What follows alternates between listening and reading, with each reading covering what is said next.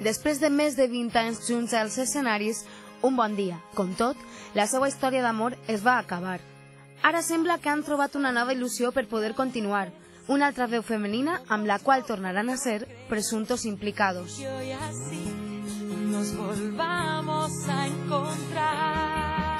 Bueno, nos sentimos un poco como Rossi, ¿no? Que parece que todo el mundo le da por perdido y luego vuelve a ganar este año un campeonato del mundo, ¿no?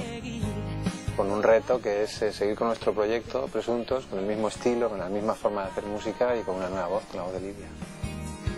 Sé que no fuimos inocentes. El amor entre Presuntos y Lidia mío nace desde que los conozco como músicos, porque he sido seguidora del grupo siempre y bueno, han marcado mi adolescencia y mi infancia y muchas partes de mi vida muy importantes, ¿no? Hasta que me llaman y me proponen pues venir a hacer una prueba a priori que hago y bueno, que nunca me sentí como si fuese una prueba ni como un casting, me sentí muy a gusto con unos amigos encontrándonos y cantando canciones mías, suyas, versionando cosas y así es como empieza toda la aventura, así es como llego a Presuntos.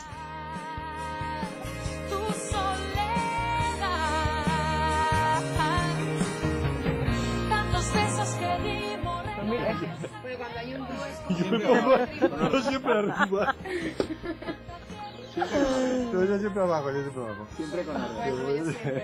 No, muy bien, es que también llevamos para 1 año y medio largo conociéndonos, aparte de la amistad que ya había antes. Es que coincidimos en muchas cosas los tres, ¿eh?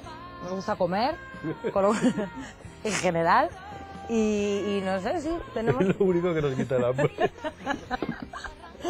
Es lo único que te quita el hambre, efectivamente. Lo único que me quita el hambre es comer. No, muy bien, muy bien. No tengo favoritismos dentro del grupo porque nos llevamos los tres estupendamente.